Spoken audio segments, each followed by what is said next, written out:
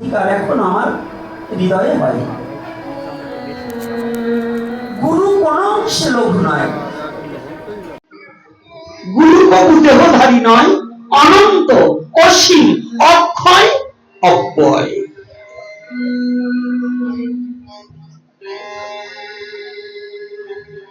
তাহলে মানব রূপী গুরুকে কেন প্রয়োজন?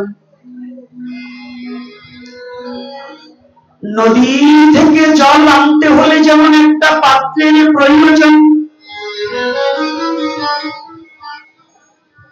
নিজের অবয়বটা দর্শন করার জন্য যেমন একটা আরশি, একটা দর্পণের প্রয়োজন, যাকে বাংলায় আয়না বলা হয়।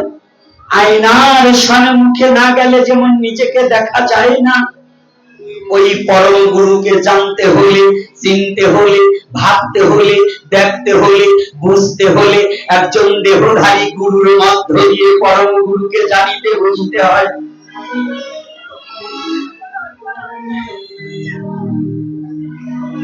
তাই চৈতন্য চরিতামৃতে গুরুর গুরুত্ব এবং গুরুর যোগ্যতা, গুরুর অধিকার, গুরুর সততা, গুরুর নিষ্ঠা এই সম্বন্ধে স্পষ্টভাবে ধারণা দিয়েছে। চৈতন্য লীলা যার অবগত নাই, কলির যুগে জন্ম গ্রহণ করিয়াও তাহার মতো অধম জগতে আর খুঁজিয়া পাবে না ভাই। চৈতন্য লীলা যে অবগত নেই, চৈতন্যদেব কি, চৈতন্যদেব কেন আসলেন, কি করিতে এসেছেন, এই তত্ত্বগুলোকে আগে হৃদয়ে ধারণ করতে হবে।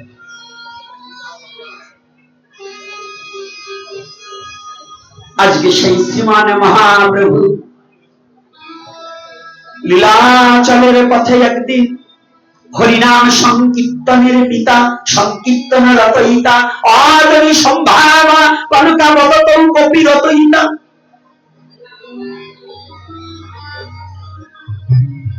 আমার সেই পাবন অবতারী কানালের ঠাকুর দুঃখী জনের বন্ধু,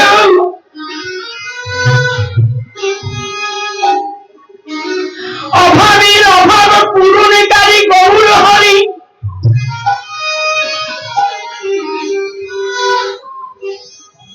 জগৎ জীবের দুঃখ নাশকারী গৌর হরি, প্রতিটা জীবের হৃদয়ের অন্ধকার দূরকারী গৌর হরি।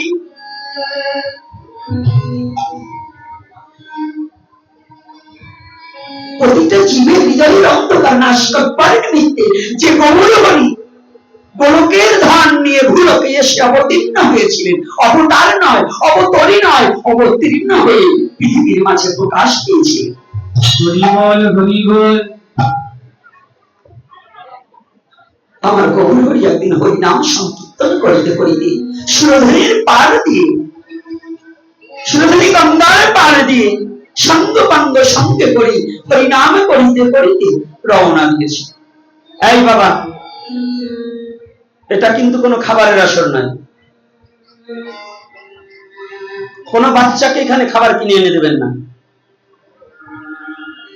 দাঁড়ান, একটু না বলে পারছি না, দাঁড়া লীলা একটু ওখানে ভগবান দাঁড়িয়ে থাকুক। হরিকথার আসরে, নাম যজ্ঞে, ভাগবতার আসরে যারা আসরের মধ্যে বাদাম খায়, এগুলো পরবর্তী জন্মে ছাগল হয়ে জন্মগ্রহণ করে। এর একটাও মানুষ হতে পারবে না, কারণ ওই ছাগলের অভ্যাস তো গেল না। ছাগল যেমন সবসময় মুখ লড়াইতেই তালে থাকে, এরা হরিবাসরে এসেও যেগুলো মুখ লড়ায়, এগুলো ছাগল, আগের জন্মেও ছাগল ছিল, মরিয়েও আবার ছাগল হবে।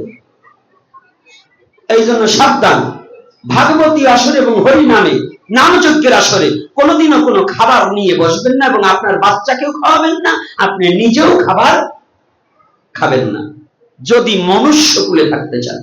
কারণ হরি নামের চেয়ে আপনার খাবার প্রেয়সী এবং বৈয়সী হতে পারে না, হতে পারে। তাহলে আমার সবচেয়ে শ্রেষ্ঠ কি? হরি নাম।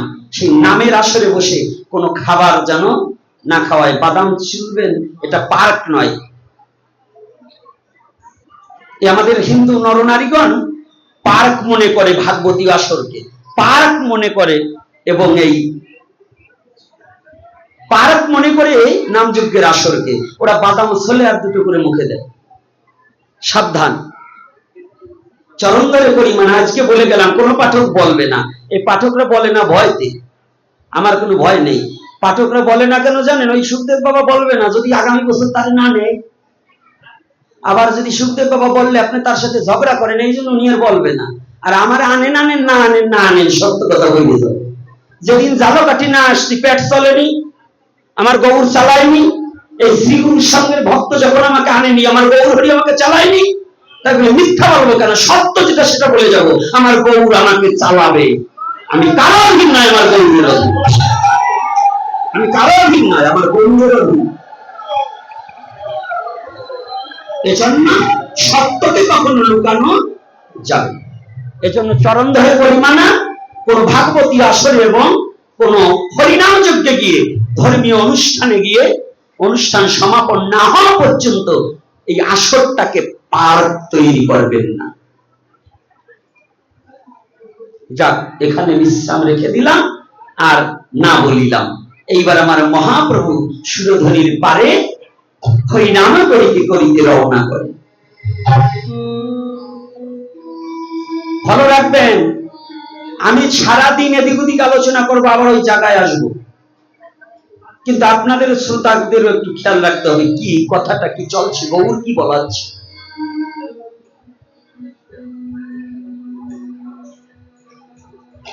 যখনই ছুটি যাচ্ছি, হঠাৎ করে সুরধনী গঙ্গার পারে বসে কৃষ্ণ,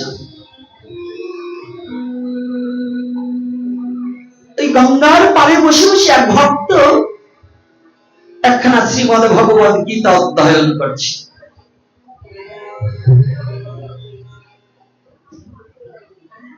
আমাদের সমাজে তো একটা কথা আছে, এই গীতা তুই পড়তে জানিস না, যদি ভুল উচ্চারণ করিস তাহলে পাপ হবে, পাপ, এই পাপের নাই কোনো মা, এরকম বলে না? আর আজকে চৈতন্য চরিতামৃতের মীমাংসা শুনে যান, গীতা ভুল আর সঠিক নয়, গীতা পাঠ পড়তে বসা এটাও ধর্ম, এটাও পূর্ণ। তুমি সংস্কৃত পড়ো না বাংলায় পড়ো,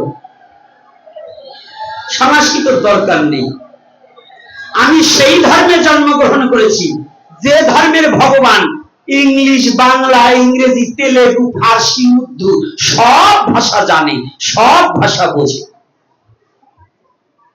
আমার ভগবান এক ভাষা বোঝে না, সংস্কৃত ছাড়া আর বুঝবে না, এইটা কিন্তু ভাববেন না। এইটা ভাবে মূর্খের দল, যে ভগবান বুঝি সংস্কৃত ছাড়া আর কিছু বোঝে না।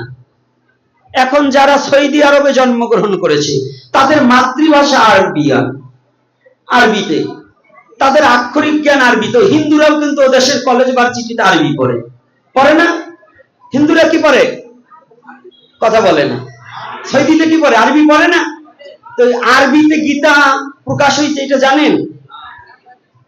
হ্যাঁ, এখন বর্তমান আন্তর্জাতিক খ্যাতি সম্পন্ন সোসাইটি ইসকনের মাধ্যমে অভয়চরণ ভক্তিবেদান্ত প্রভুপাদের কৃপায় মহাপ্রভুর আদর্শটাকে প্রচার করেছেন আর ইসকন, সেই ইসকনের নেতৃত্বে আজ সৌদি আরবের গায়ে আরবিতে লেখে গীতা প্রকাশ হচ্ছে। কতটা ভালো করে জানবেন? তাহলে আমি সেই ধর্মের পূজারী যে ধর্মের ভগবান সব ভাষা বোঝে কি না? যে ভগবান বুবার মনের কথা বোঝে, সে বাংলা বোঝে না।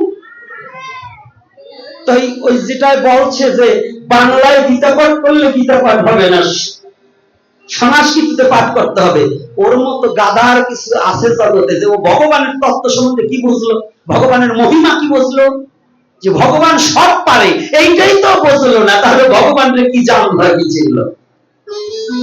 ভগবান সব পারে কিনা? আজকে যেন একটু জোর, কালকে একাদশীতে না খাওয়া ছিল তো, আজকে একটু শক্তি হয়েছে, বা গৌর হরি বল। এইবার গীতা পাঠ করছি, যে ব্যক্তি পাঠ করছি তার নাম কি গো?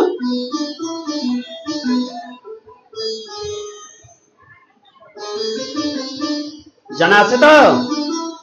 অনেকেরই জানা নেই। কারণ আজকাল নোবেল নাটক পড়তে সময় লাগে না, কিন্তু চৈতন্য চরিতামৃত কিনবে না। আজকাল চৈতন্য চরিতামৃত কিনবে না। চৈতন্য চরিতামৃত বললে ওই ব্যক্তির নাম ছিল ব্যঙ্ক ভট্ট। সর্বস্বামীর মধ্যে যে গোপাল ভট্ট, তার বাবার নাম হচ্ছে ব্যঙ্ক ভট্ট। এই ব্যঙ্ক ভট্ট বসে বসে, ব্যঙ্ক ভট্ট যদিও ব্রাহ্মণ কুলের সন্তান, তথাপিও অতটা শিক্ষিত ছিল না, আক্ষর জ্ঞানহীনা।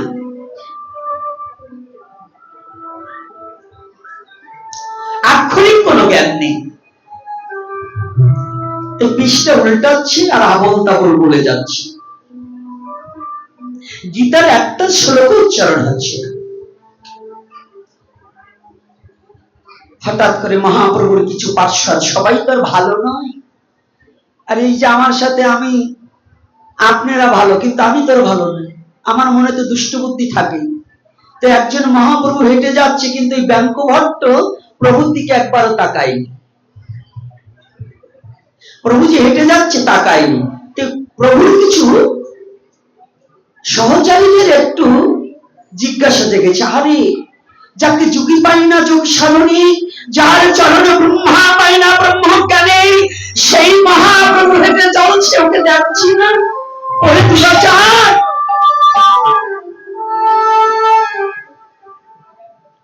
আমার প্রভু চরণে একটিবার শরণাপন্ন হলি না? ও কি আমার গ্রন্থ পাঠ করছে যে সেই গ্রন্থের জন্য আমার প্রভুর চরণ খানে একটু দর্শন করছে না?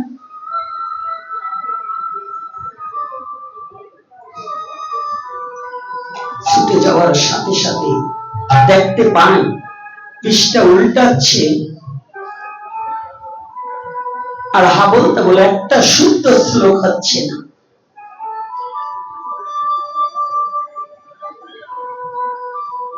ওই দুজনে এসে বলছে, হায় কি মূর্খ, গীতা পাঠ করছে ভুল, আবার উনি আমার মহাপ্রভুর দিকে তাকাচ্ছে না। এর মধ্যে মূর্খ হয়, কোন লেখাপড়া জানে না, অশিক্ষিত গণ্ডমূর্খ।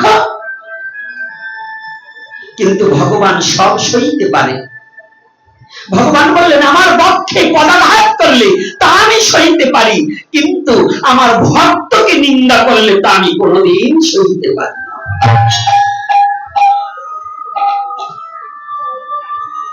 ভক্তবৎসল ভগবান গৌর হরি। এই ভক্তবৎসল ভগবান গৌর হরি বললে,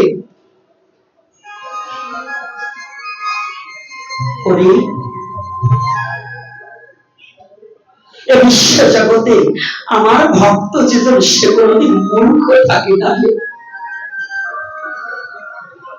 তোমরা যাকে মূর্খ বলছো, শুধু বাহ্যিক দৃষ্টিটা দিয়ে তাকে দেখলে, কিন্তু তার অন্তরটা তোমরা কেউ দেখোনি, সে কত বড় জ্ঞানী। কৃষ্ণ ভক্ত বিশ্ব জগতে মূর্খ হতে পারে না। রায় রামানন্দের সাথে কথোপকথনে মহাপ্রভু রায়কে জিজ্ঞাসা করেছিল, বড় রায় কহ, এ জগতে মূর্খ বলি কারে? রায় কহে, হিতাহিত জ্ঞান নাই, মূর্খ বলি তারে। কোনটা হিত, কোনটা অহিত, এই বোধগম্য যে জীবের না আছে, তাহলে বিশ্ব জগতে মূর্খ কারা জানো? মূর্খ তারা বিএ পাস করলেও শিক্ষিত হয় না, ডক্টরেট করলেও শিক্ষিত হয় না, ইঞ্জিনিয়ার যাই হোক না কেন, ডাক্তার ইঞ্জিনিয়ার যাই হোক, যদি মনুষ্য জীবনে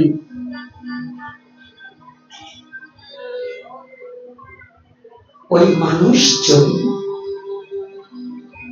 মনুষ্য দেহ পেয়ে, এই ভজন যোগ্য দেহটাকে যদি দেহটা গুরু গোবিন্দের চরণে আত্মসমর্পিত চিত্ত না করতে পারে, যদি ওই দেহখানা শিক্ষার অহংকারের ভারে যদি গোবিন্দের চরণে সমর্পিত না করে, গুরুদেবের চরণে সমর্পিত না করে, তাহার মতো মূর্খ এই বিশ্ব জগতে আর মিলে না।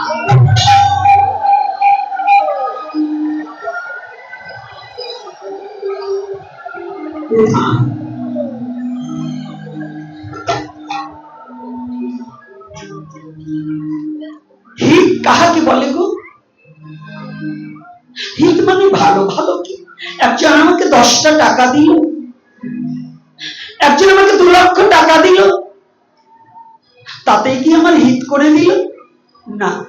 এমনও তো বাচ্চা বাচ্চা কোমলমতি ছেলেদের হাতে 1 লক্ষ টাকা দিয়ে একটা বন্দুক ধরিয়ে দিয়ে তাকে কিন্তু অনেকজন সন্ত্রাসীও তৈরি করছে। টাকা দিলেই সে আমার হিত করলো, এটা নয়। মা, হিত সে করলো কে জানো? যদি কিছু না দিতে পেরেও যদি কোনো বান্ধব হয়ে যদি একটু হরি ভজন শিখাতে পারে, যদি একটু হরি নাম আমার কর্ণ কুহুরে দিতে পারে, জগতে তাহার মতো বান্ধব এই বিশ্ব চরাচরে আর হতে পারে।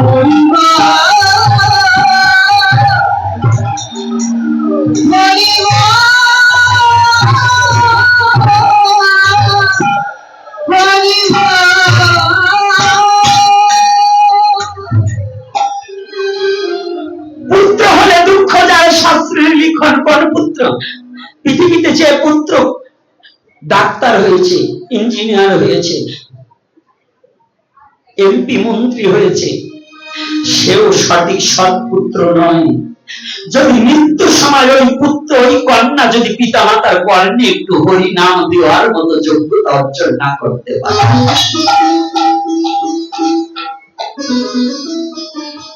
সেই পুত্র হতে পারে বিশ্ব জগতে। পুত্র হলে দুঃখ যায়, শাস্ত্রের লিখন। কোন পুত্র হলে দুঃখ যায়? যে পুত্র পিতা মাতাকে দিনে 1 বার খাওয়াক, তাতে কোনো দুঃখ নেই।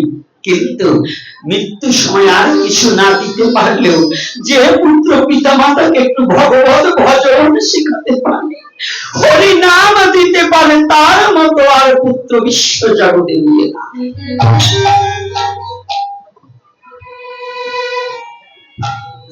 দুদিনের পাঠে আমার পোষায় না, দুদিনের আলোচনায় কিচ্ছু বলা যায় না। আর আপনারা 2 দিন আলোচনা দেবেন না, আলোচনার সংখ্যা বাড়াতে হবে। শুধু হরে কৃষ্ণ কীর্তন করে যতটুকু সময় বই দেয়, বাড়ি কিছু নেয় না। কিন্তু এই আলোচনা শুনতে শুনতে ধিক্কার যদি একবার মনের মধ্যে প্রবেশ করে, একবার যদি আত্মচৈতন্য জ্ঞান উদয় হয়, তাহলে সে ভগবান ভজন করবে ইচ্ছা।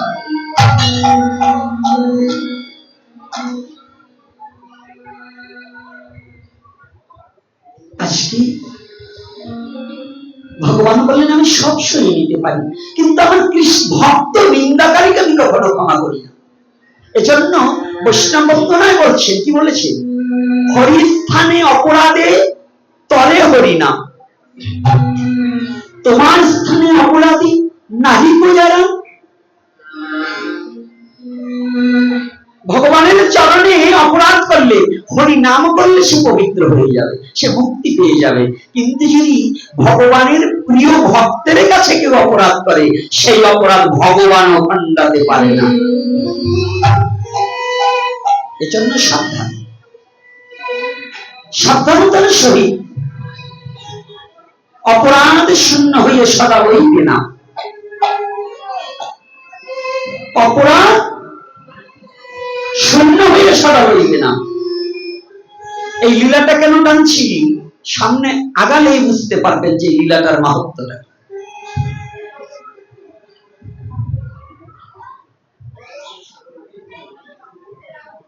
হঠাৎ করি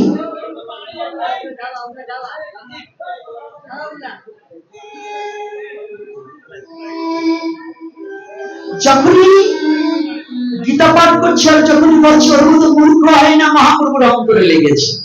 রাধে রাধে,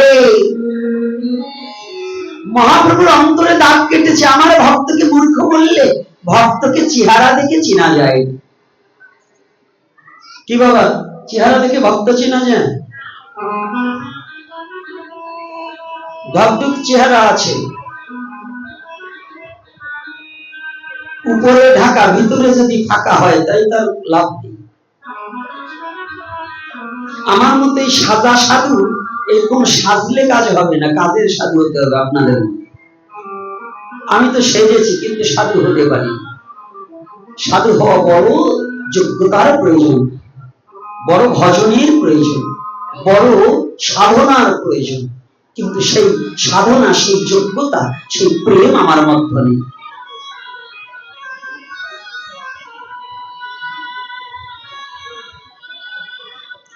মহাপ্রভু বলছে দাঁড়াও, সবাই বলছেন চুপ, কোনো কথা হবে না, দাঁড়াও। তোমরা যাকে মূর্খ বলছো আমি একটু শুনে দেখি তো। চুক্তি করে মহাপ্রভু শান্ত পাঙ্গ নিয়ে দাঙ্কভট্টের পিছনে গিয়ে চুপ করে বসে আছে।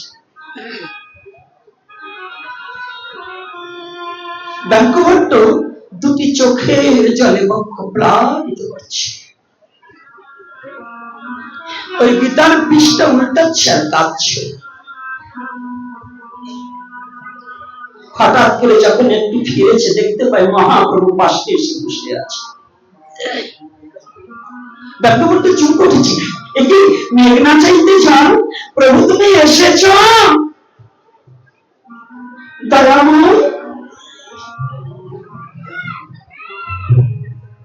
ও প্রভু, তুমি না ডাকতে তুমি এসেছো বন্ধ।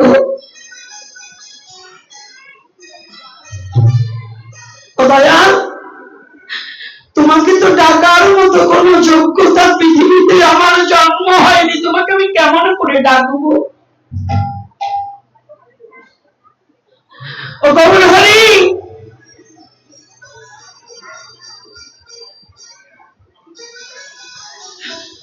তুমি এসেছো, আমি তোমাকে কোথায় বসতে দেবো? এই দিনহীন কাঙাল ব্রাহ্মণের তো এমন কোন তোমাকে বসবার দেওয়ার মতো কোন জায়গা নেই। গায়ের যে ছেঁড়া উত্তরীয় খানা ছিল ওইখান পেতে দিয়েছে, তুমি বসো। আর জানো গৌর হরি, এই আসনে তো তোমাকে বসবার দেওয়ার যোগ্যতা নয়, আমার হৃদয় আসনে তোমাকে পেতে দিলাম, কৃপা করে তুমি হৃদয় আসনে বসো।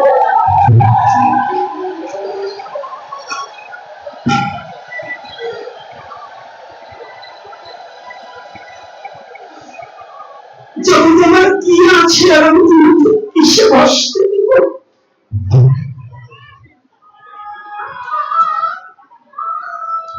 প্রভু, ভক্তের কথাটা কি?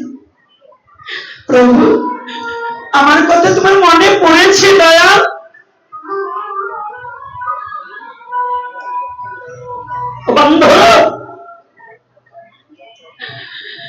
সারা জীবনে তো কোনদিন আমি তোমাকে স্মরণ করতে পারিনি, কিন্তু তুমি আমাকে তো ভুলে যাওনি। এ জগতে আমি তোমাকে ডাকতে না পারলেও তুমি আমাকে ভুলে যাওনি। প্রভু, তুমি আমাকে মনে রেখেছ।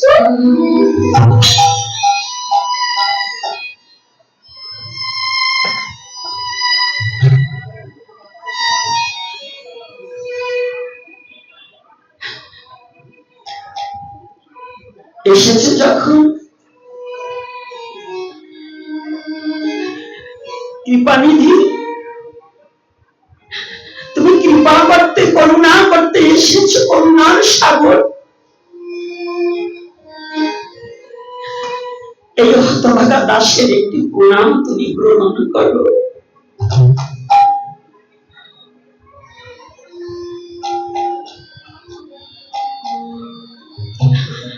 তুমি আমাকে কথা দাও, জীবনের শেষ মুহূর্তটাই,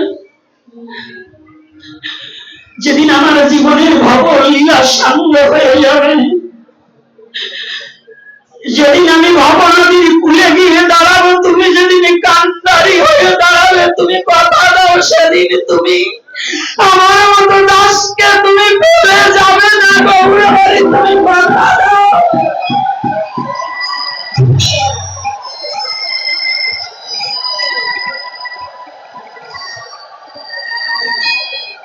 বলে দাও।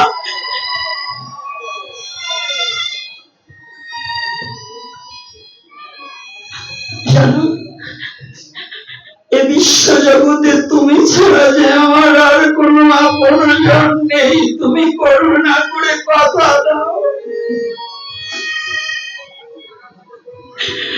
জগতে সবাই আমাকে ছেড়ে গেল, তুমি আমাকে ছেড়ে যাবে না, তুমি কথা দাও। সবাই আমাকে দূর দূর করে তাড়িয়ে দিলেও তুমি আমাকে ঠেলে ফেলে দেবে না, তুমি কথা দাও।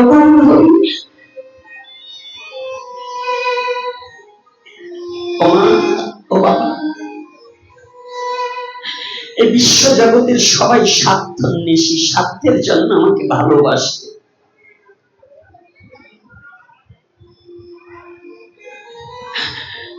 দুটো ব্যক্তি আমাকে নিঃস্বার্থে ভালোবাসে। মা বাবা বলবেন না, না, মা বাবাও স্বার্থের জন্য আমাকে ভালোবাসে। পুত্র যদি ভালো ইনকাম করে না খাওয়াতে পারে 14 গ্রাম ছড়িয়ে দেবে, আমার ছেলে আমাকে খেতে দেয় না। আমি যে ভগবানের দাস হয়ে পৃথিবীতে আসছি, আমি যে একদিনও ভগবানের নাম করছি না, কই আমার ভগবান তো কারো কাছে কোনোদিন বলে না যে আমার অমুক আমার নাম করে।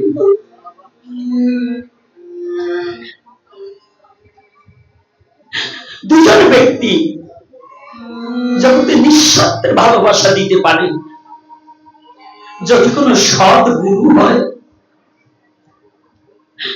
এই দেহধারী যদি কোনো সৎ গুরু হয় আর অপ্রাকৃত জগতের জগৎ গুরু, এই দুইজন গুরু ভিন্ন জগতে ভালো নিঃস্বার্থ ভাবে ভালোবাসার মতো আর কোনো আপনজন নেই।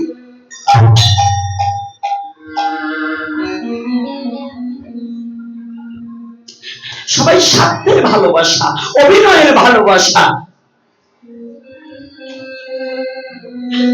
কিন্তু যে আমাদেরকে ভালোবাসে তাকে ভুলে বসে থাকি, তার কথা আমাদের মনে থাকে না। কিন্তু মাইকে জগতে যারা আমাকে আঘাত দিচ্ছে তাকে ভুলতে পারছি না। এটাই জীবের এখন ধর্ম হয়ে দাঁড়িয়েছিল। শত আঘাত পাওয়ার পরেও তাকে কখনো ভুলতে পারি না। আর যাই আমাকে সারা জীবন নিঃস্বার্থভাবে ভালোবাসতে, তাকে একটিবারও মনে করতে পারছি না, তাকে আমি ভালোবাসতে পারছি।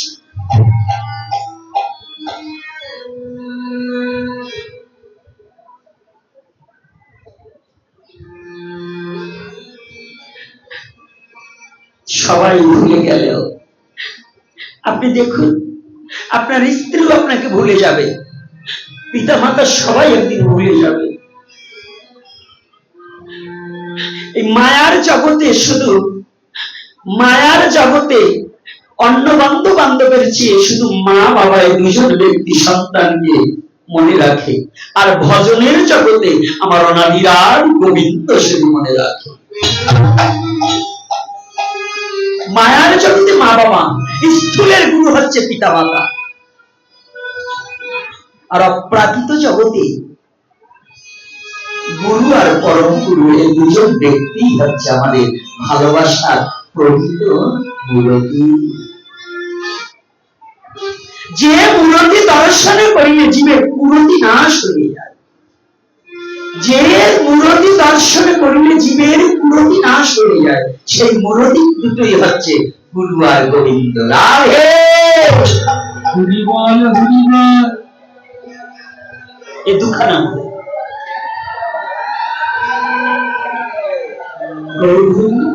কথা দেয়, মহাপ্রভু নির্বাক হয়ে বসে আছে, কোন কথা বলছে। মহাপ্রভু নির্বাক হয়ে বসে আছে, কোন কথা বলছে।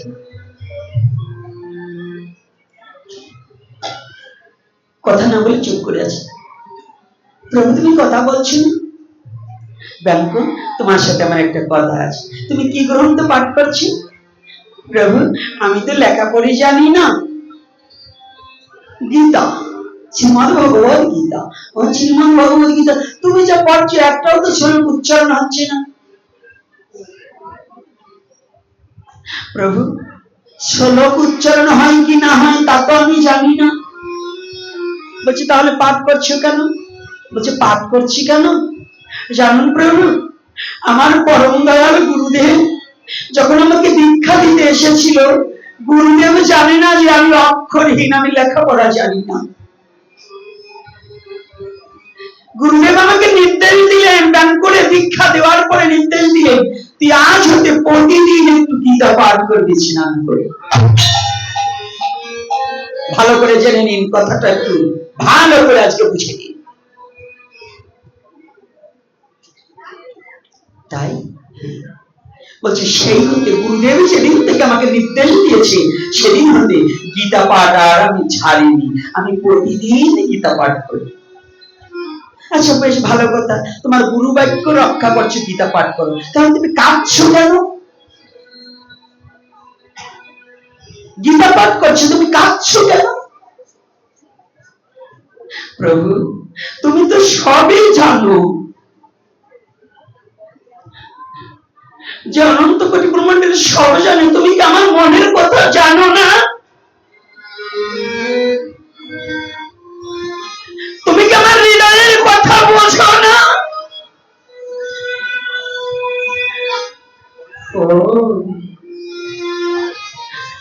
তবে তুমি আমার কাছে জিজ্ঞাসা করেছ, তুমি যখন জিজ্ঞাসা করেছি তাহলে শুনে নাও। আমি যতবার গুরুদেবের নির্দেশ অনুসারে যেদিন থেকে এই গীতা পাঠে বসেছি, আমি যতবার ওই গীতার পৃষ্ঠা উল্টাই, ওই শ্রীমদ ভগবত গীতার মধ্যে আমি যেন সেই অর্জুনের রথের সারথি ভগবান কৃষ্ণ বসে আছে, আর এই রথে বসে যেন অর্জুনকে উপদেশ অমৃত দান করিতেছে। আমি যতবার ওই পৃষ্ঠায় উল্টাই ততবার সেই প্রতিচ্ছবি দর্শন করি।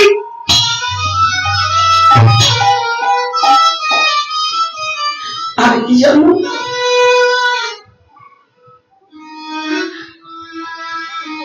আর আমি ভগবান কৃষ্ণ আর অর্জুন যে কথাবার্তা বলছে, ওই প্রতিটা কথা আমার পরে ভেসে আসে।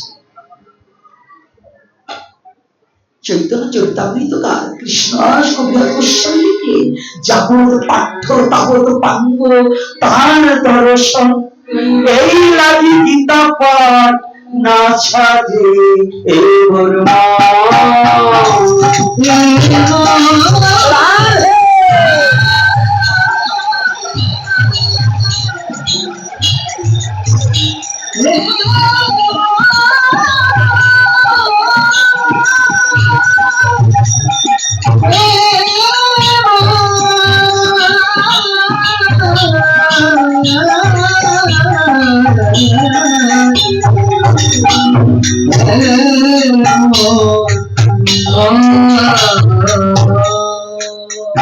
জানো প্রভু, আমি যত সময় গীতা পাঠ করি তত সময় আমার ভগবান কৃষ্ণের বরণ দর্শন করি, অর্জুনের বরণ দর্শন করি, ওই শব্দগুলো শ্রবণ করি।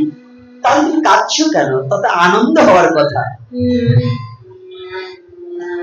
আমি কাঁদছি কেন? আমি কাঁদছি এ কারণে, আমার দয়াল গুরুদেব যদি আরো কিছুদিন আগে আমাকে কৃপা করত, যদি আরো কিছুদিন আগে আমাকে এই তত্ত্ব জানিয়ে দিত, আমার মনে অপাত্রে যদি গুরু কৃপায় আগে বরিশান হতাম,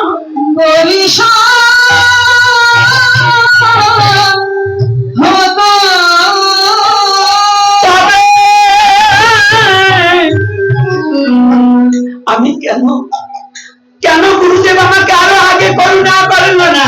তাহলে জীবনে আরো আগে কিছুদিন আগে আমি গোবিন্দ বরণ দর্শন করিতে পারিতাম।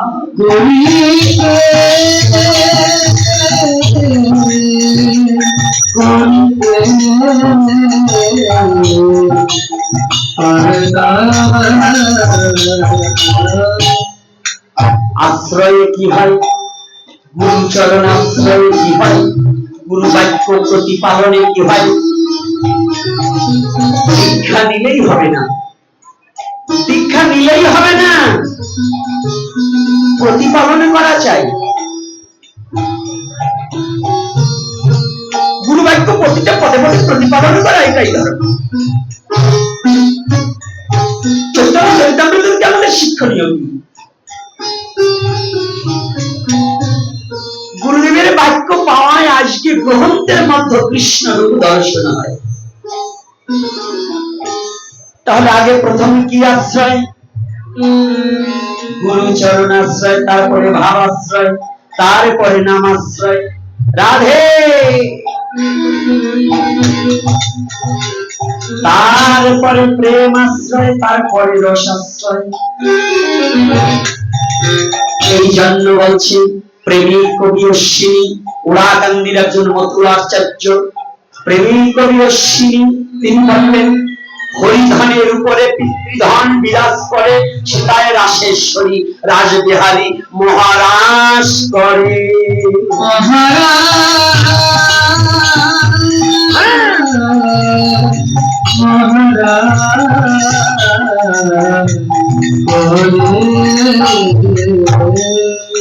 তাহলে গুরুচরণ আশ্রয় করো। আশ্রয় ভিন্ন কখনো গোবিন্দ চরণ প্রাপ্তি হবে না। সদ্গুরু না হইলেও জীবনে সফল অর্জন হবে না।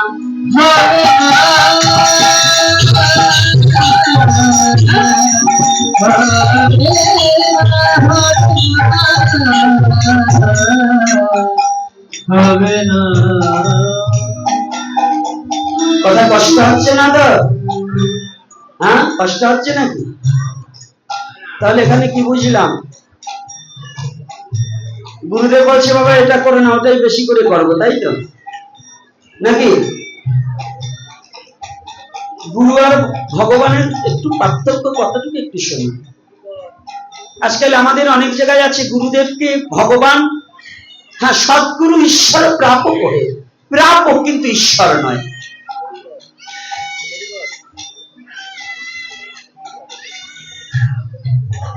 সদ্গুরু ঈশ্বর প্রাপক হোক, ভাষাগুলো আগে বুঝতে হবে। তত্ত্ব না জেনে মত্ত হলে কাজ হবে না। আস্তে আপনি বসুন, আগে তত্ত্বটা বুঝতে হবে। এই কথাটা মায়েরা ভালো করে শুনবেন। আমাদের মায়েদেরই বিষয়ে অনেক জায়গায় ভুল আছে, একটু ভালো করে শুনুন। বাবারাও অনেক সময় তো পূজারি হয় না, বাবার সাথে ব্যবসার কাজে লিপ্ত, মায়েরাই বিশেষ করে মন্দিরে পূজা পাল করে। এরা গুরুদেবের চরণেও তুলসী দিয়ে দেয়, দেয় না? দেন কি না?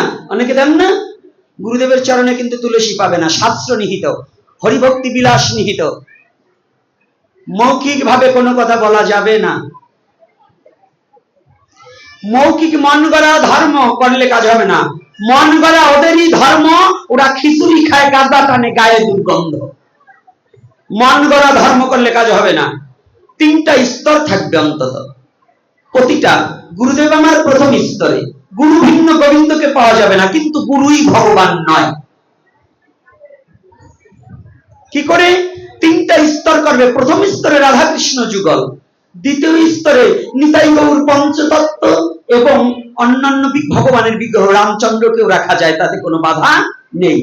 তার নিচের স্তরে গুরু সর্বস্বামীদেরকে রাখা যাবে, কিন্তু গুরুকে উপরে আর তার নিচে গোবিন্দকে, এইটা যারা রাখে ওরা ভুলের রাজ্যে, ভুলের স্বর্গে বসবাস করছে, সঠিক রাজ্যে নয়। তুলসী হরিভক্তি বিলাস মোতাবেকে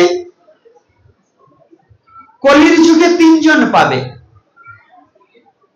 প্রথম হচ্ছে গৌরাঙ্গ, নিত্যানন্দ, অদ্বৈত, এদের চরণে তুলসী। গদাধর আর শ্রীবাসীদের পক্ষে। কষ্ট হচ্ছে নাকি না? বলবো না? বলবো না? বলবো না?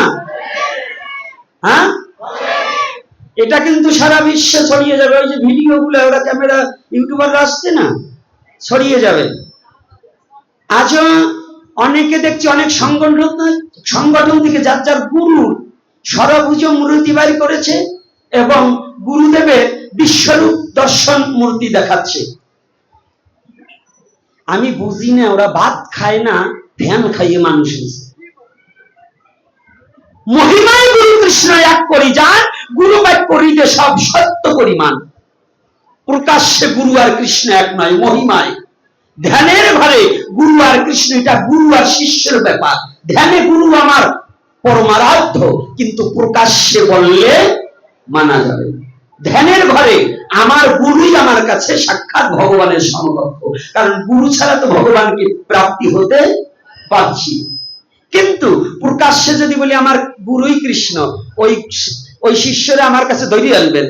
আমার ভগবান কৃষ্ণ গিরি গোবর্ধন পর্বত 7 দিন কেন আঙুলের উপরে রাখছিল, তোমার গুসাইকে ধরে আনো, আধা কেজি যদি 3 ঘন্টা রাখতে পারে তাই বুঝবানে গুসাই।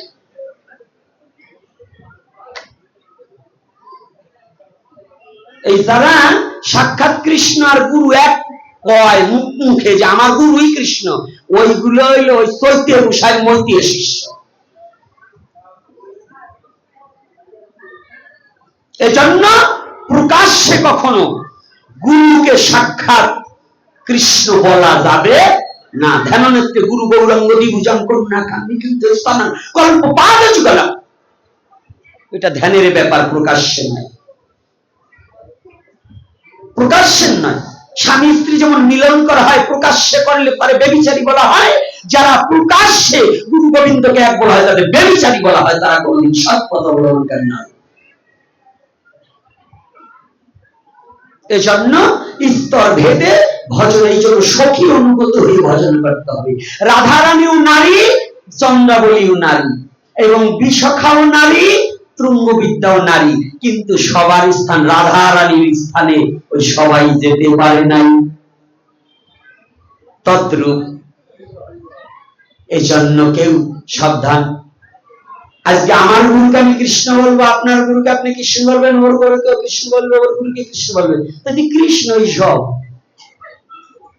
এইগুলো ছেড়ে দিয়ে, এই জন্য কি বলছে, একেলা ঈশ্বর কৃষ্ণ আর সব ভিত্ত, যারে জইছে করায় নিত্য, সে তৈছে করে নিত্য। গুরু বস্তুটা সাংঘাতিক, আশ্রয় সম্বন্ধটা যদি এই আশ্রয়ে ভুল হয় তাহলে জীবনের সাধন বদল সব ভুল হয়ে যাবে। এর জন্য আশ্রয়টা সঠিক করতে হবে। আর কোন গুরু যদি বলে আমি ভগবান, এই ওটা গুরু ব্যাপার না, ওটা গরু হয়ে গেছে।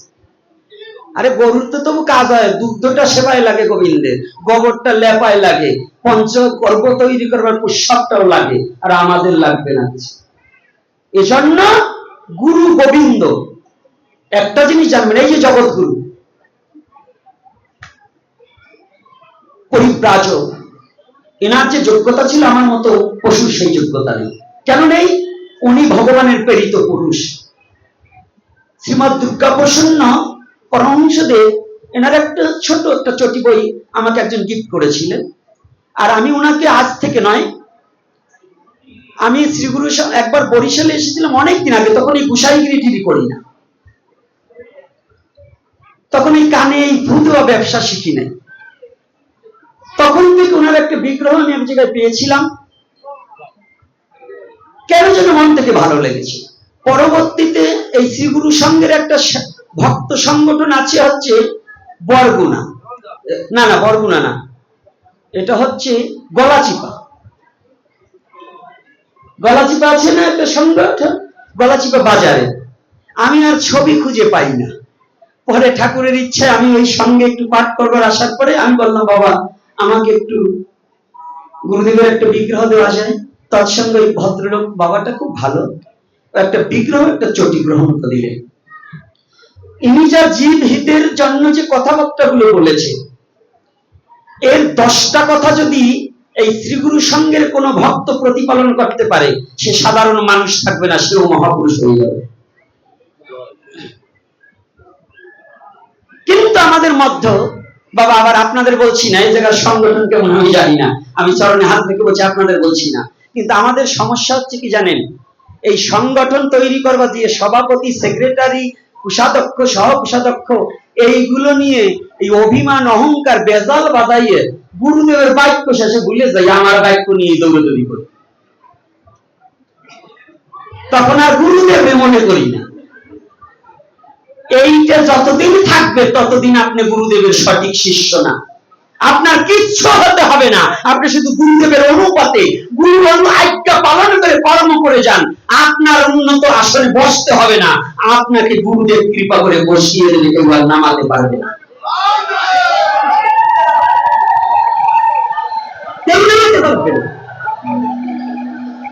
আর যদি আপনি তার বাক্য ছাড়া নিজে হাম বড়লোক হতে চান, তাহলে গুরুদেব কৃপা করে আপনাকে এমন সুবানি দেবে, এমন কলঙ্ক লাগিয়ে দেবে, এই কলঙ্ক আপনার মৃত্যু পর্যন্ত আর উঠবে না।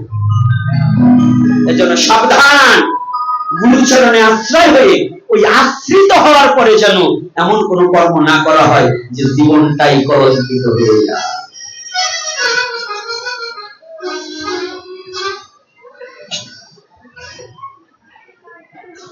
তাহলে আমাদের কে আছে? এই যে কথাটা মায়েরা, দাপর যুগে রাধা কৃষ্ণ রাধারানীর চরণেও কোন কোন ভজনের দুষ্টারা বলেছেন রাধারানীর চরণেও তুলসী দেওয়া যাবে না, কোন কোন জায়গায়। আবার কোন কোন জায়গায় অনুরাগ মার্গে তারা রাধা গোবিন্দ দুজনের চরণেই নিক্ষেপ করে দেয়। রাধে রাধে। আমি দুটো কথা বলে দিলাম, আমি কিন্তু এক পয়সা বিচার করা যাবে না। যদি আজকে একটা কথা বলি তাহলে আমার পক্ষপাতিত্ব হবে, তাই তো বাবা? বৃন্দাবনে কিন্তু অন্য সখা সখী কারো চরণে নয়, শুধু রাধা গোবিন্দর চরণে একেবারে সম্পূর্ণ তুলসী ধরে তাদের চরণে নিবেদন করে দেয়। এটা কিন্তু সত্য। আর ত্রেতা যুগে ভগবান রামচন্দ্র পাবেন, সীতা কেউ নয়। ভালো করে বুঝে নিন। কিন্তু আমরা এখন বর্তমান যেগুলো করছি, এটা যেন আমরা একটু বিরত থাকার চেষ্টা করি। আর গুরু, যার যার গুরু তার কাছে শ্রেষ্ঠত্ব প্রচার করতে হবে এবং গুরুকে শ্রদ্ধা, প্রেম, ভক্তি নিবেদন করতে হবে। তবে গুরুর মধ্যে একটু ক্লাসিক্যাল বিষয় আছে।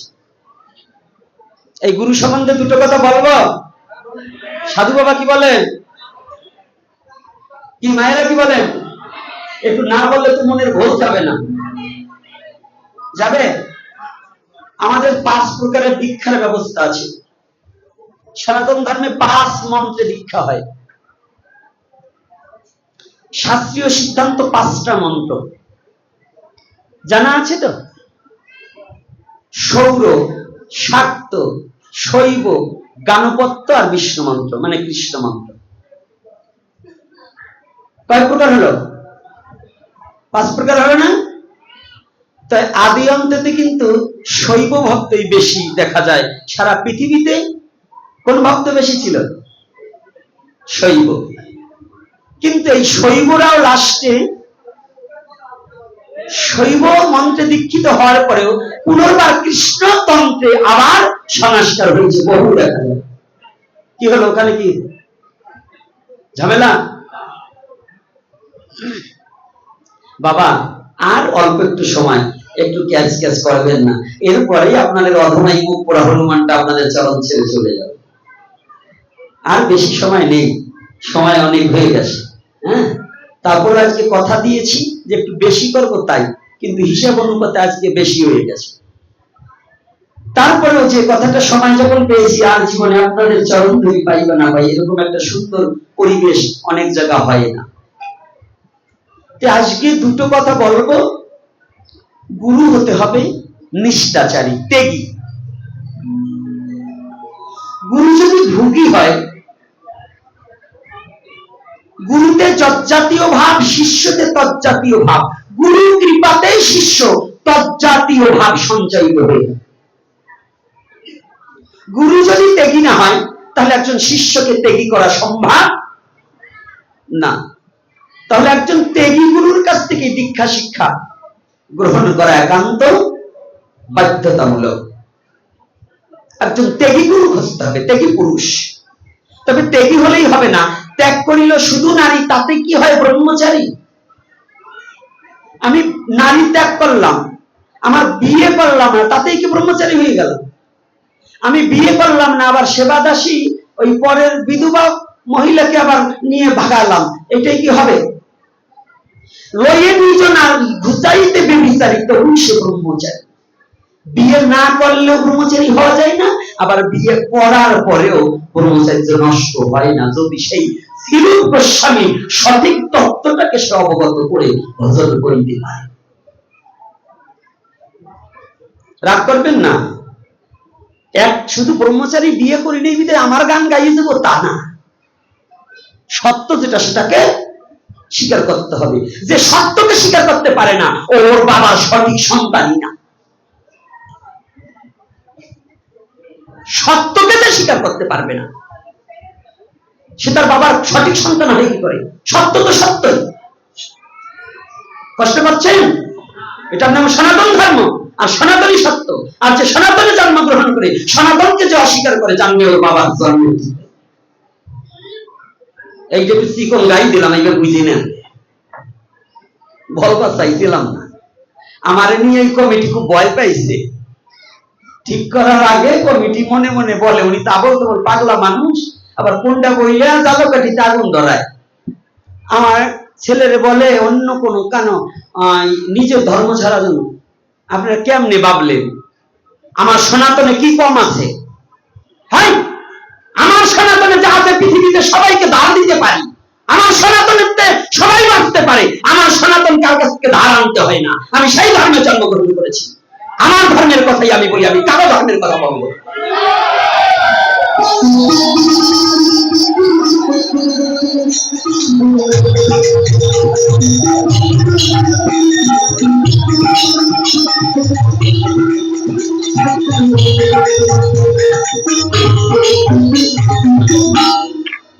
সনাতনে কি কম আছে? আমার টাকা না থাকলে তো আর একজনে ধার করবো, তাই তো?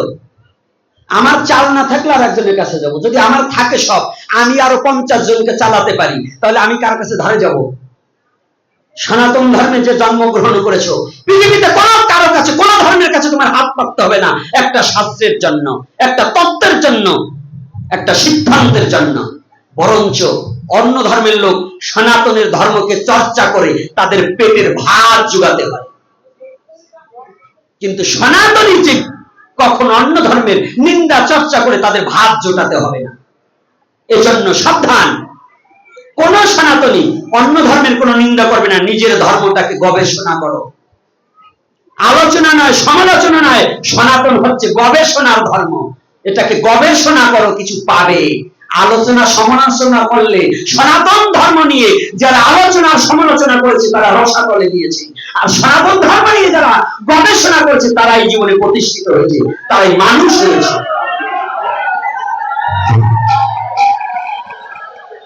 এই জন্য কমিটি কখনো ভাববেন, আমার যতগুলো বিচার দেখবেন, আমি কোন ধর্মের নিন্দা করি না।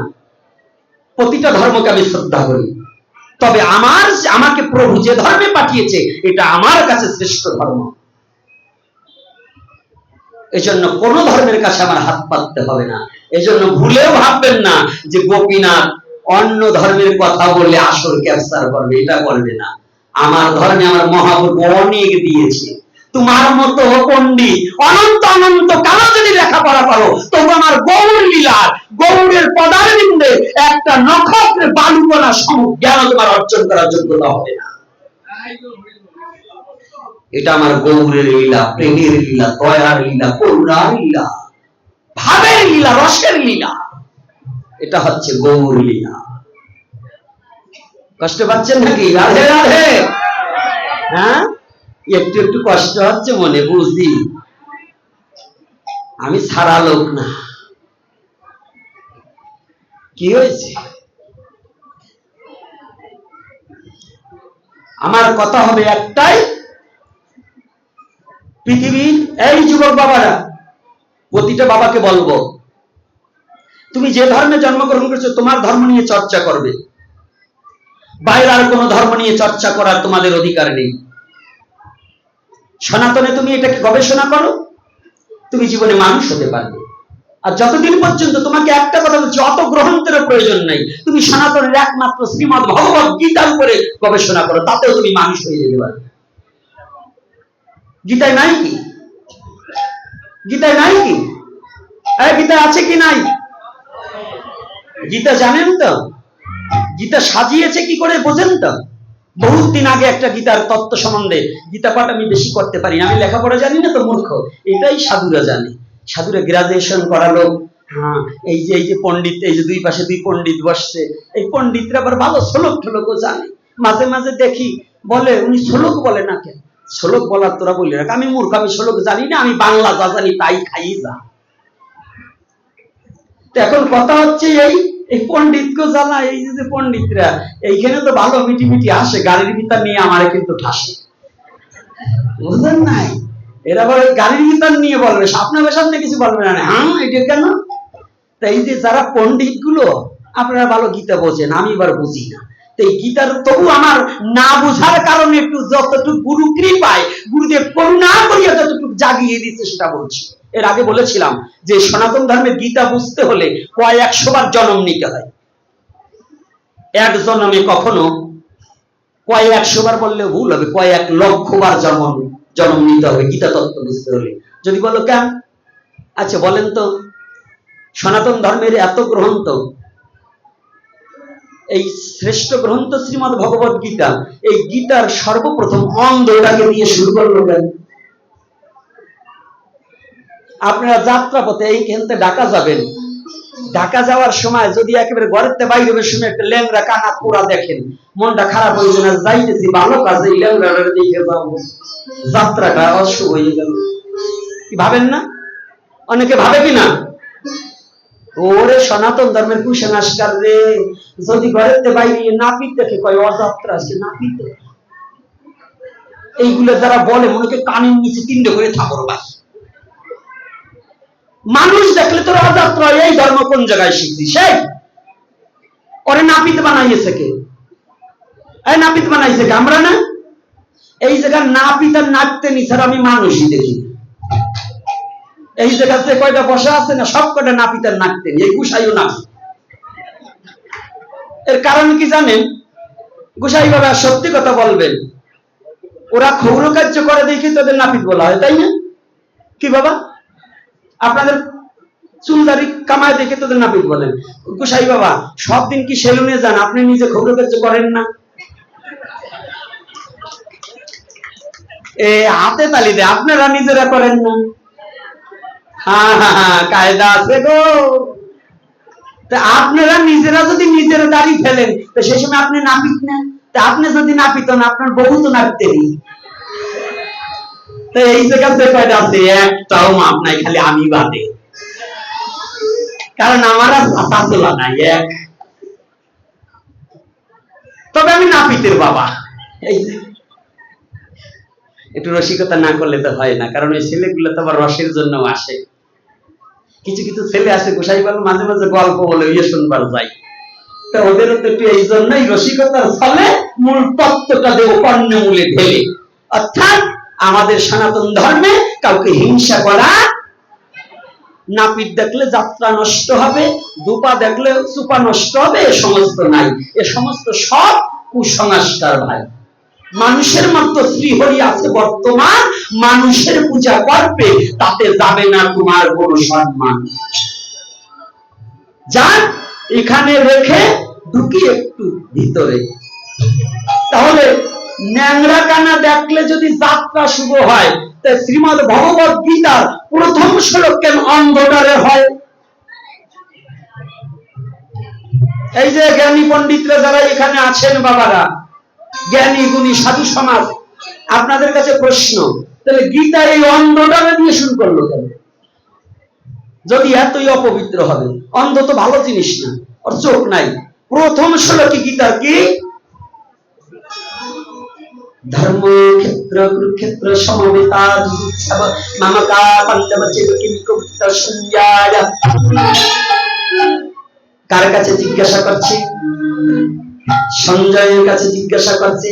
সঞ্জয়কে শ্রীমদ ভগবত গীতায় 4টা তত্ত্ব আছে, ধর্ম অর্থ মোক্ষ কাম, চতুর্বর্গের ফলাফল আছে শ্রীমদ ভগবত গীতার মধ্যে নিহিত। তাই এই শ্রীমদ ভগবত গীতায় অন্ধ আছে, জ্ঞানী আছে, জীবাত্মা, পরমাত্মা, 4জন ব্যক্তির বাসস্থান। প্রথম অন্ধ দিয়ে শুরু।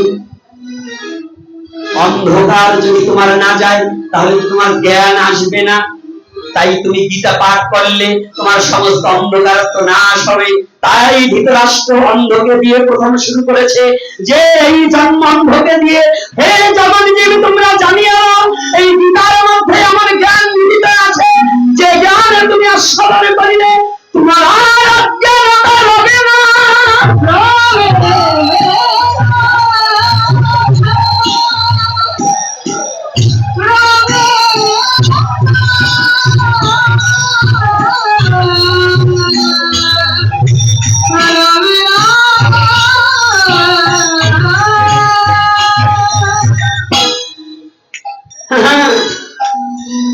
গীতা, শ্রীমদ্ ভগবদ গীতা। এইবার অন্ধের পরে কার কথা? সঞ্জয়ের কথা। এইবার তুমি জ্ঞানী হলে। সঞ্জয় মানে জ্ঞান। এত লোক থাকতে কুরুক্ষেত্রে সঞ্জয়ের কাছে জিজ্ঞাসা করলো কেন? আমরা যদি ভালো মন্দ জিজ্ঞাসা করি কার কাছে? বোকা লোকের কাছে না জ্ঞানী লোকের কাছে? আর কার কাছে? তাই জ্ঞান মানে সঞ্জয়। হ্যাঁ, গীতা তত্ত্ব নয়। হ্যাঁ, এইবার আমার সঞ্জয় যখন জ্ঞান হয়ে দাঁড়ানো, ধৃতরাষ্ট্র সঞ্জয়ের কাছে জিজ্ঞাসা করিল,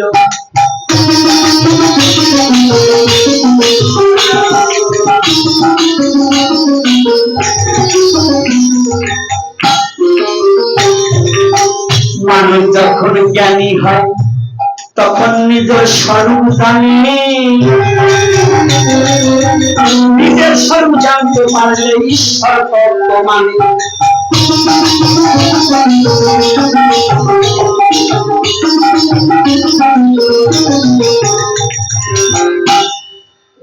অজ্ঞানী লোকের কখনো আত্মস্মৃতি হয় না। অজ্ঞানী লোকে কৃষ্ণ ভজন করে না।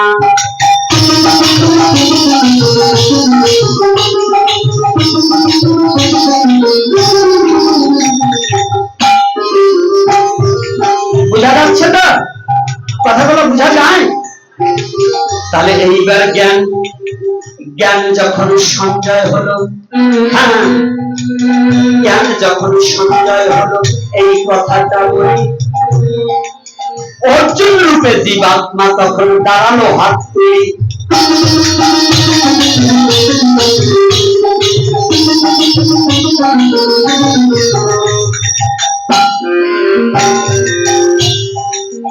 এইবার যখন ধীরে ধীরে একটা কথা বলিবারে চাই, তুমি একজন ছেলে পিছনে চলে যাও বাবা তাই।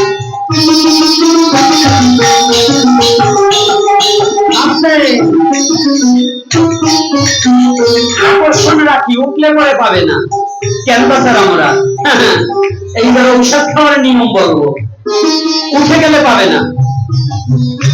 এই পাশে দুজন, এ পাশে দুজন, চলে যাও, পিছনে পিছনে যাও, পিছনে যাও, এদিকে আগে পিছনে আসবে। যার পকেটে কিছু আছে ভগবানের সেবার তুমি এইবার দাও কিছু জেছে। শোনো, হীরা টাকা, ফুটা টাকা, অচল টাকা দেবে না। অচল টাকা দিলে কিন্তু পার হইতে পারবে না।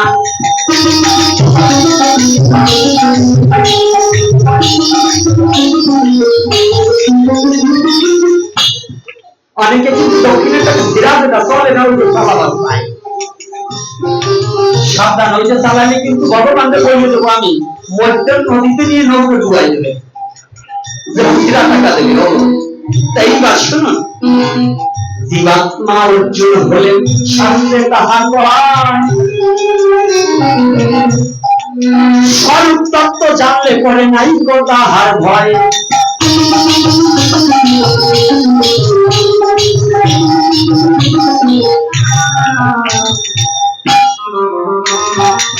স্বরূপ মানে কি? আমি নিজেকে, আমাকে জানা বোঝার আমি সাধনা। নিজেকে জানো। আত্মা নাম বৃত্তি, তোমার আত্মাকে। নিজেকে যতদিন পর্যন্ত না জানবে, না বুঝবে, ততদিন মুক্তির সন্ধান খুঁজে পাবে না, বুঝিতে পারিবে না, গীতা তত্ত্ব বুঝিতে পারিবে না। তাই গীতার মাঝে চারজনের বিনয়, অর্জুন যখন নিজের সন্ধান জানিবারে পান, ভক্তি যোগের পরে অর্জুন কিন্তু বিশ্বরূপ দেখিবারে পায়।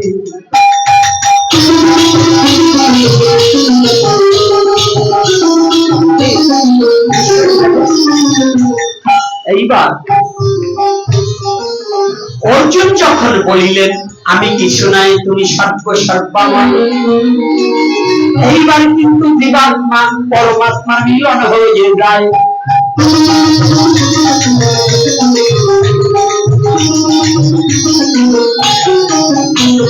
এই গীতার মাঝে সর্বতত্ত্ব লুকায়িত আছে। জ্ঞানবান লোকে কিন্তু গীতার তত্ত্ব খোঁজে।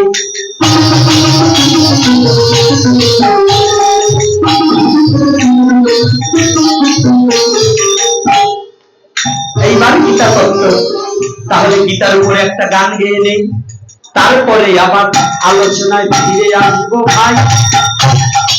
আলোচনা ছেড়ে যাবো না, কোনো চিন্তা নাই। পারবো না? আর একটু করবো, আর একটু করবো। হ্যাঁ,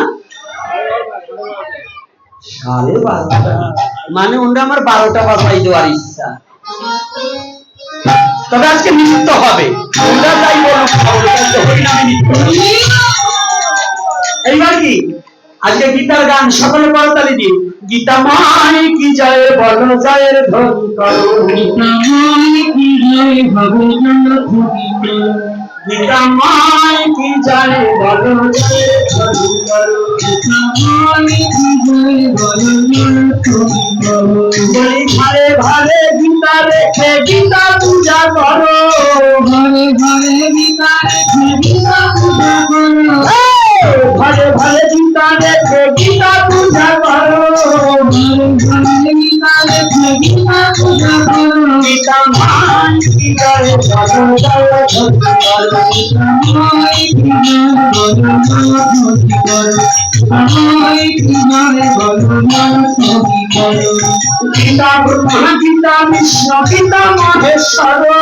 গীতা ব্রহ্মা গীতা বিষ্ণু গীতা মহেশ্বর। গীতা ব্রহ্মা গীতা বিষ্ণু গীতা মহেশ্বর। গীতা ব্রহ্মা গীতা বিষ্ণু গীতা মহেশ্বর। গীতা মাই কি জয়, বলো জয়ের ধ্বনি করো। মাই কি জয়, বলো জয়ের ধ্বনি করো। মাই কি জয়, বলো জয়ের ধ্বনি করো। গীতাই হবে একমাত্র পারের সম্বল। গীতাই হবে একমাত্র পারের সম্বল। গীতা হবে একমাত্র পারের সম্বল। গীতা হবে একমাত্র পারের সম্বল। গীতা মাই কি জয়, বলো জয়ের ধ্বনি করো। গীতা মাই কি জয়, বলো জয়ের ধ্বনি করো। গীতা মাই কি জয়, বলো জয়ের ধ্বনি করো। গীতা মাই কি জয়, বলো জয়ের ধ্বনি করো। ধ্বনি দিয়ে মায়েরা গীতা রচি করো।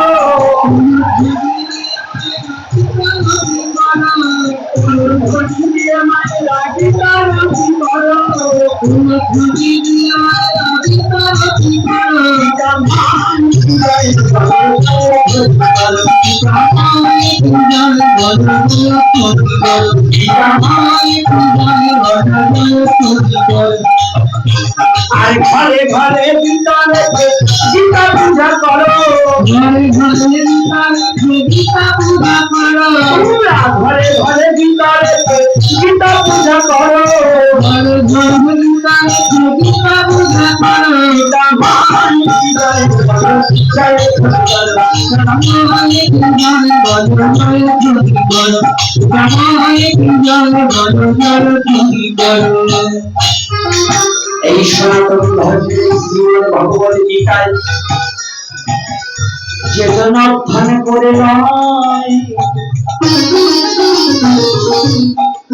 সেই কিন্তু পরম সাধু পরম জ্ঞানী হয়।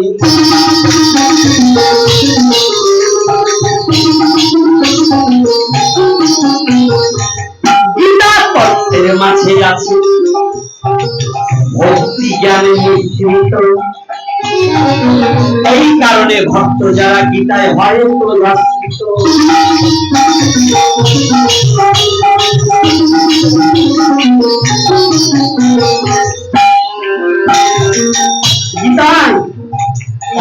অন্ধকার নাশ হয়ে যাবে, জ্ঞানী হবে, নিজেকে চিনতে পারবে। আর তারপরে কি, গীতা তত্ত্ব যদি তোমার হৃদয়ের মাঝে জাগাইতে পারো, এই হৃদয়ের মাঝে কৃষ্ণকে দেখিবারে পারো। রাধে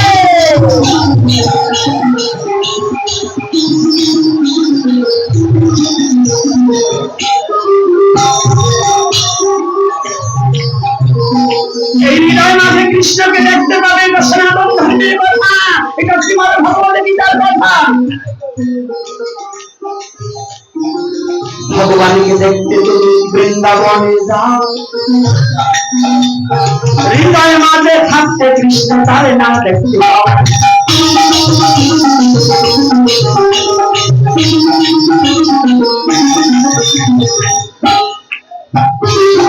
18টি অধ্যায় আছে শ্রীমদ্ ভগবদ গীতাতে, 18টি তত্ত্ব আছে এই দেহ গীতাতে।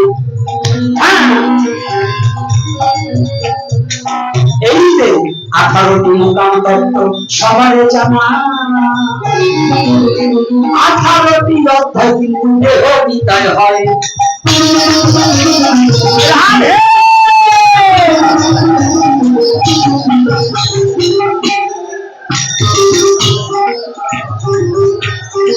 এই গীতা পাঠ করবো না করবো না?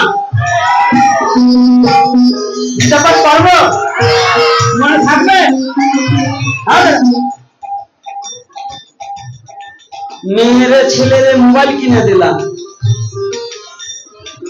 25,000 30,000 টাকা দিয়ে মোবাইল কিনে দেয়। কয়জন মা বাবা আছে সন্তানকে গীতা কিনে দেয়? দেয় কয়জন আছে?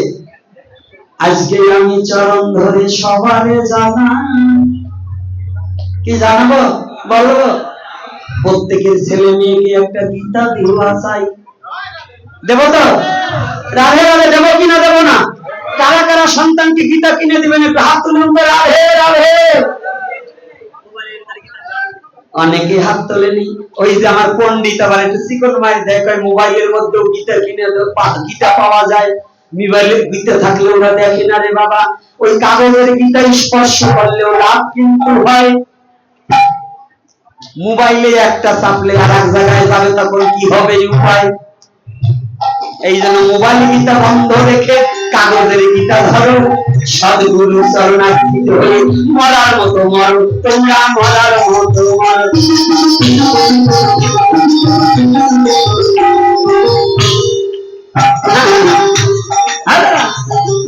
সনাতন ধর্মে কায়দা আছে বাবা, কায়দা আছে না?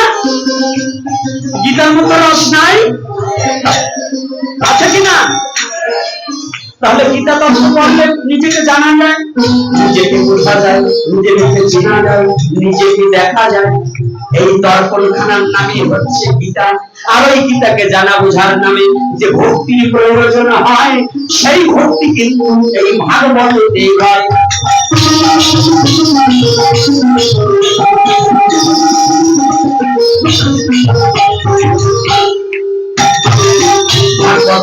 ভক্তি শাস্ত্র সবার বলি, তাই ভক্তি মার্জনা করে দিবেন চরণ ধরি।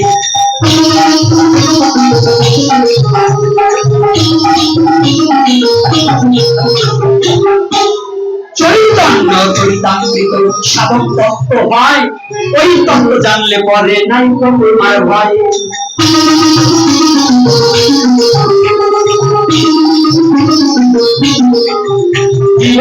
সকল হয়তো দূরে যাবে, সকল হয়তো দূরে যাবে, সকল হয়তো দূরে যাবে। ওই গৌর চরণে আশ্রয় নিয়ে সকল হয়তো দূরে যাবে, ওই গৌর চরণে আশ্রয় নিয়ে সকল দূরে যাবে। ওই চরণে আশ্রয় নিয়ে সকল হয়তো দূরে যাবে, ওই চরণে আশ্রয় নিয়ে সকল দূরে যাবে।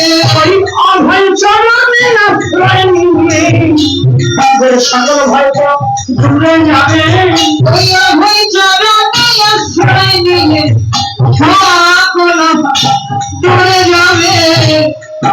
আমি বলছি ভয় দূরে যাবে, আমার পাগল বলছে সকল অভাব দূরে যাবে। একেবারে বাস্তব কথা। যদি বাবুর চরণে, গুরু গোবিন্দের চরণে যদি কেউ শরণ নিতে পারে, তার সকল জীবনের অভাব পরিপূর্ণ হয়ে যাবে, তার কোনো অভাব থাকবে না।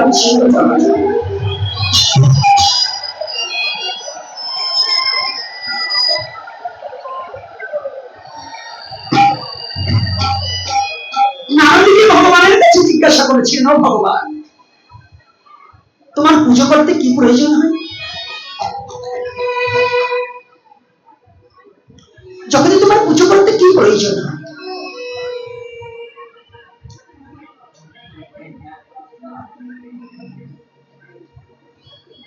ভগবান বলছে, কেন রে? বলছে, তুমি তো ধনীর ভগবান, ধন সম্পদ দিয়ে যে তোমাকে পূজা করতে পারে, তুমি তার হয়ে যাও। বলছে, না না, যদি বিশ্ব জগতে আমার পুজো করতে হয়, আমি ধনীর নইনি, আমি মানির নইনি, আমি জ্ঞানীর নইনি, আমি যে কাঙালের ভগবান হয়ে যাই।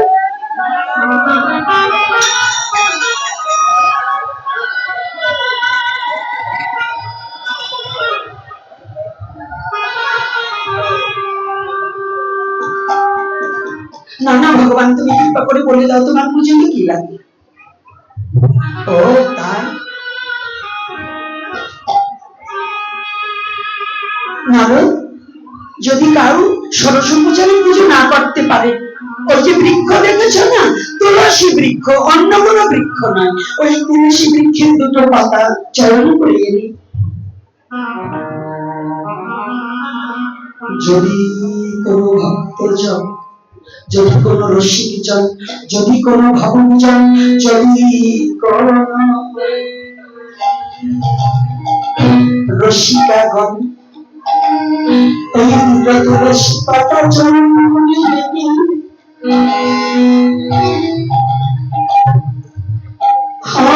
কৃষ্ণ গোবিন্দ কৃষ্ণ চরণে, আমার চরণে যদি অর্পণ করিতে পারে, আমি ওই তুলসীর পাতা পেয়ে সন্তুষ্ট হয়ে থাকি।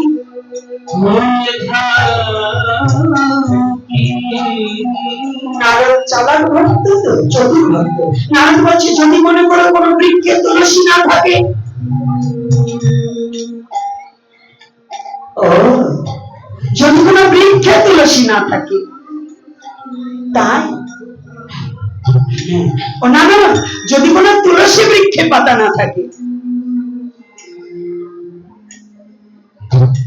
একটিবার তাকিয়ে দেখো, গঙ্গা যমুনা দেখেছো? বলছি, যদি কোনো ভক্ত গঙ্গা কিংবা যমুনা থেকে এক বিন্দু জলে নেই, কৃষ্ণ আমি তোমার হলেন বলে যদি কেউ নিক্ষেপ করে, চিরতরে আমি কৃষ্ণ তার হয়ে যাই।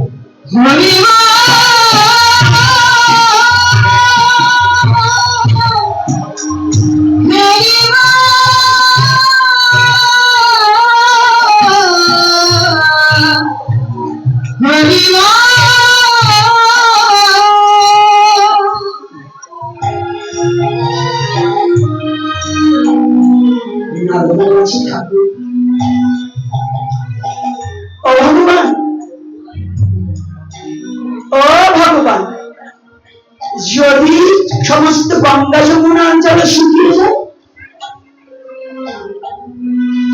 ভগবান বললেন আমি যা জানি। নারদ বললেন, নারদকে বলছে, নারদ আমি যা জানি তুমি তা জানো। পৃথিবীর সমস্ত তুলসীর পাতা ঝরে যেতে পারে, পৃথিবীর সমস্ত গঙ্গা যমুনা শুকিয়ে যেতে পারে, কিন্তু আমার ভক্তের গঙ্গা যমুনা দুটি নয়ন দিয়ে দিয়েছে। ওরে শুদ্ধ কৃষ্ণ ভক্তের এই নয়নের জল কোনদিন শুকায় না। যদি কৃষ্ণ বলে দুটা চোখের জল কেউ নিক্ষেপ করে, আমি চিরতরে তার হয়ে যাই। তাহলে ভগবান তার চোখের জলে ভগবানকে বাঁধিয়েছে, ভগবান তার। তাই আসুন, 11টা অতিবাহিত হয়ে গেছে, আমাদেরও অনেকেই বসব।